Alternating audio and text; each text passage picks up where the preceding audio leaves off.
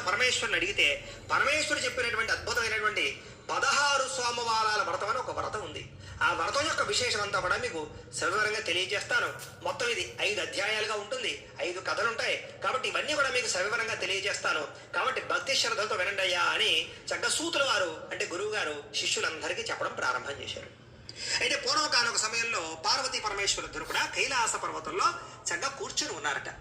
ఆ సమయంలో ఏం జరిగిందయ్యా అంటే కనుక అనేక రకాల దేవీ దేవతలందరూ కూడా ఈశ్వరుని చూడడానికి వెళ్ళారు.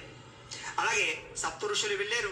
అలాగే అక్కడ ఉండేటువంటి నందీశ్వరుడు, భృంగీశ్వరుడు, చండీశ్వరుడు, అలాగే ప్రమద గణాధిపతులు, ఏకాదశ రుద్రులు, ఇలాగ మొత్తం ఎవరైతే బ్రహ్మ విష్ణు దేవతలైతేనే, అలాగే మొత్తం ఇంద్రలోకంలో ఉండేటటువంటి దేవీ దేవతలైతేనే అందరూ కూడా అక్కడే ఉన్నారు.